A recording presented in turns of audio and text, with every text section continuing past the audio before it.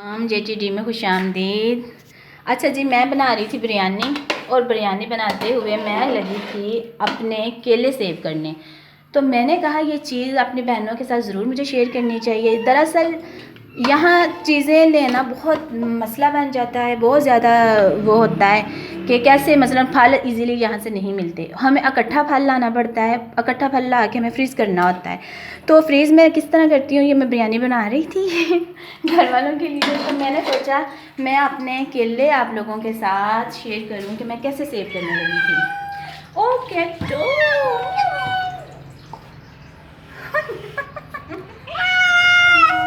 बस इसको पता चल गया मैं बिरयानी बना रही हूँ। लॉक लगा देना ये लगाने का।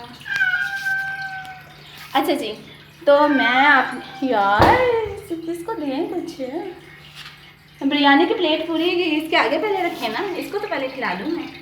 अच्छा जी, मैंने अपने केले किस तरह सेव करने थे ये मैंने बताना था, तो मैं बता रही हूँ कि आप ऐसा करें। अच्छा जी, मसलन अब हमने केले लिए हैं तो हम केले किस तरह सेव करेंगे। केले जो है ये कॉन्स्टिपेशन के लिए इतने बेस्ट है। इसका मिल्क शेक अगर आप बना के मसलन पीते हैं, जो मेरे भाई मसलन बाहर होते हैं या जिनके लिए फल लाना मुश्किल है, इजीली नहीं अवेलेबल होता, तो वो इकट्ठे लाएं और उनको सेव कैसे करें। आप सेव इसको इस तरह कर सकते हैं कि आपने प्लास्टिक के बाउल लेना है, मसलन जितने आप करना चाहें। ये अमूमन मिल्क शेक में, फ्रूट चाट में यूज़ होते हैं। खाने के लिए तो ऐसे ही मज़ा आएगा, लेकिन फ्रूट चाट के लिए और आप अपने मिल्क शेक के लिए केलों को इस तरह सेव करें। आप छील के प्लास्टिक का बाउल लें, प्लास्टिक के बाउल में आपने छील के अपने केले रखते जाएं और आप जब सारे रख लें तो इनको फ्रीज़ करें।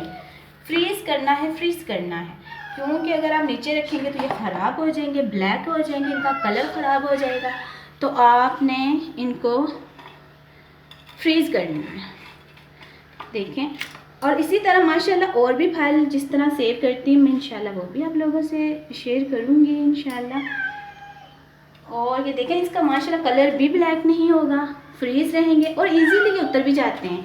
आप निकालें, आपने मसलन जितना मिल्क शेक बनाना है तो 4-5 जितने निकालने आप इधर से निकाल लें और निकाल लें और निकाल के आप इसका मिल्क शेक बनाएं। बच्चों की ग्रोथ के लिए मिल्क शेक बहुत अच्छा होता है और मिल्क शेक ज़रूर भी बच्चों को देना चाहिए। और इस तरह मसलन आपने निकाल के केले सारे ही आपने निकाल के सेब मसलन इस तरह आपने करके सेब बंद करना है, कुछ भी नहीं और करना, बंद।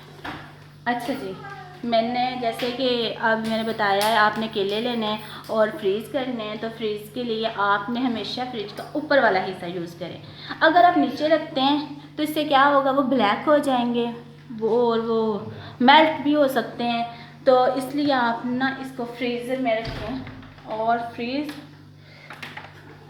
ऊपर वाले हिस्से में रख के आपने बस जैसे ही आपने इसको इस्तेमाल करना है, आपने इसका लेना है, मसलन मिल्क शेक बनाना है, आप इसको निकाल लें और ये इजीली आपके निकल जाएंगे। इसकी कोई फ्रीज़ इतनी नहीं जमी होती, तो आप इजीली इसका मिल्क शेक बना सकते हैं।